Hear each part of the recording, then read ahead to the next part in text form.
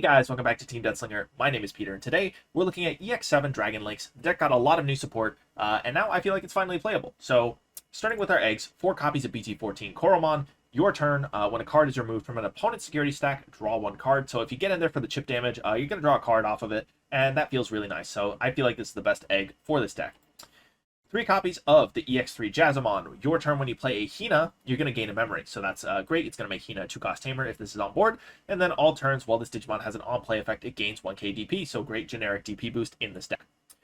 4 copies of EX7 Jazamon. Start of your turn by trashing a card with the Rock Dragon or Earth Dragon trait in your hand. Draw 1 and gain 1 memory. As a rule, this has the Machine Dragon type.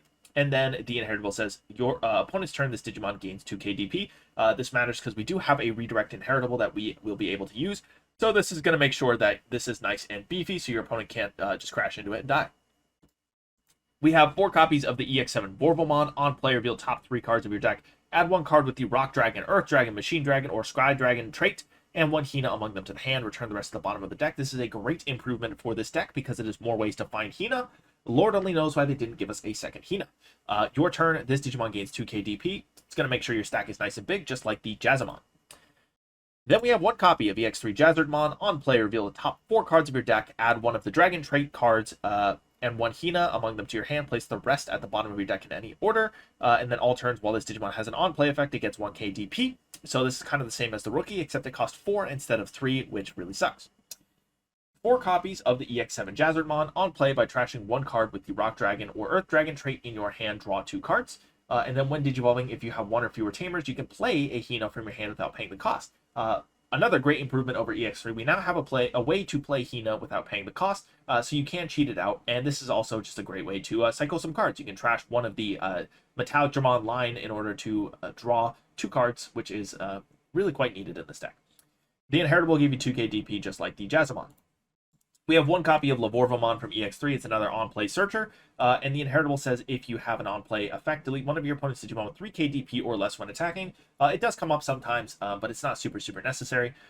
4 copies of the EX7 Lavorvomon. On play, you're going to return a card with the Machine Dragon or Sky Dragon trait or 1 Hina from your trash to the hand. When digivolving, if you have 1 or fewer tamers, you may play 1 Hina from your hand without paying the cost. That's super nice. Again, redundancy in the ability to play Hina is really nice. We kind of struggled with finding Hina and then having to play 3 memory to play Hina in EX3. So now we have more ways to find it and a way to play it for free, and that just breathes some new life into this deck that was much needed.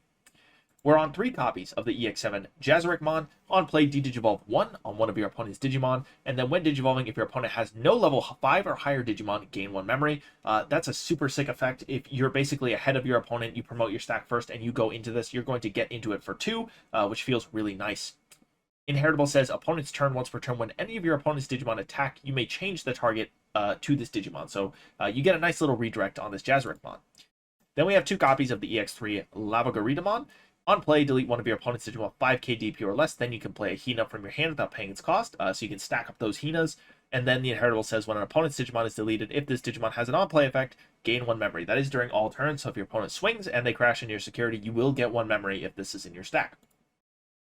Next, 3 copies of the EX7 Lavogaritamon. On play, delete 1 of your opponent's Digimon with 6k DP or less, or trimming bodies off the board. And then when digivolving, if your opponent has no Digimon with 6k DP or less, you gain a memory. Again, just puts you at an advantage if your opponent's not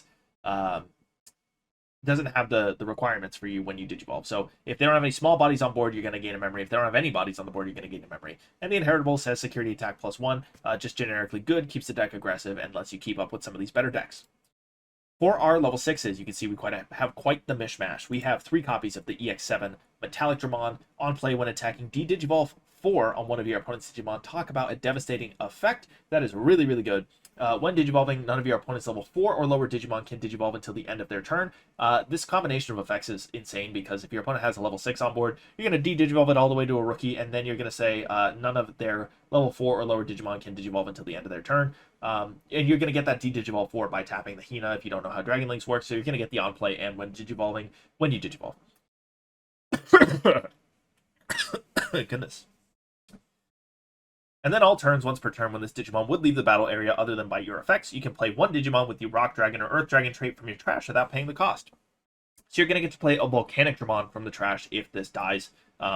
which is super sick. You're getting to float into the other dragon, which feels much more cohesive as a deck than it did in EX3. 2 copies of EX3 Volcanicdramon.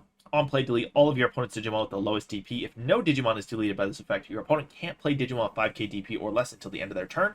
Great generic floodgate, and it trims their board of all their Digimon with the lowest DP. So if they have 1 on board, this is just going to pop it. And then when attacking, if you have a Tamer, you trash the top card of your opponent's security. Just a generically good effect. It's too good not to include in this deck, so it's at 2 copies. We have 1 copy of Dorbickmon. It has Rush. And then on play, delete one of your opponent's Digimon 3k or less for each card with the Dragon, Soar, or Ceratopsian. And one of its traits in its Digivolution cards, you add 2k to the effect. And you can Digicross the 5 Digimon to make this a 3-cost on-play Rush. It's really good. It's a great finisher in this deck. We have 2 copies of the new EX7 Volcanicdramon. On play, when attacking, delete one of your opponent's Digimon with the lowest DP. Kind of an upgrade from the old Volcanicdramon in that sense. When Digivolving, your opponent can't play or move Digimon with 6k DP or less until the end of their turn.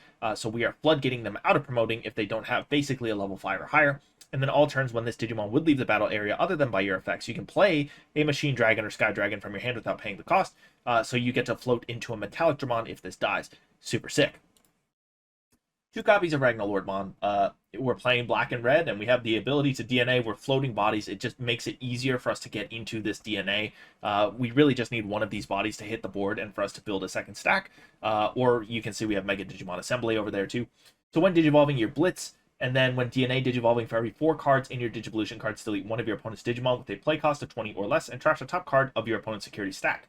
All turns once per turn when a card is removed from a player's security stack, unsuspend this Digimon. So kind of the cool thing here is even with Mega Digimon Assembly, if you don't have game, this is just a free Blitz check that can close out a game. So even if you don't have all the sources to make this super crazy Ragnalord DNA, getting a Blitz check is still really good with this card. 2 copies of Kongou. This is just good at my table. That's why I'm running it. This is kind of a flex slot. You can run Crimson Blaze here. Fireball is good here. Lets you draw pieces and find what you need. I like Kongou. Until the end of your opponent's turn, your opponent's Digimon with a play cost of 7 or less can't attack players, and the cards can't be added to security stacks by your opponent's effects.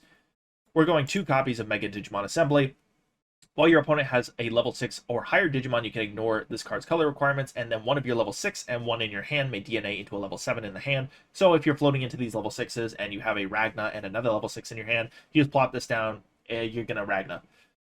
3 copies of the EX7 Shoto Kazuma. Start of your main, if your opponent has a Digimon, gain 1 memory. End of your turn, you can suspend this to give your Digimon Piercing and Blocker until the end of your opponent's turn. We don't have Vortex Warrior, so that doesn't matter. But we do want to redirect attacks into our stack, and Shoto is just another way to bring attacks into our stack. We can now block or redirect. It's, I think, really quite good in this deck.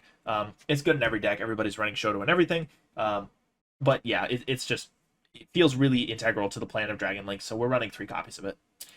And then 4 copies of Hina. This deck does not work without Hina. If your opponent has a Digimon in play, gain a memory, and then when one of your Digimon digivolves into one of the Dragon trait cards, you can suspend this Tamer to activate the on-play effect. So all of these on-play effects are going to trigger when you digivolve as long as you have a Hina to suspend. So that is it for Dragon Links. That's how I'm running the deck.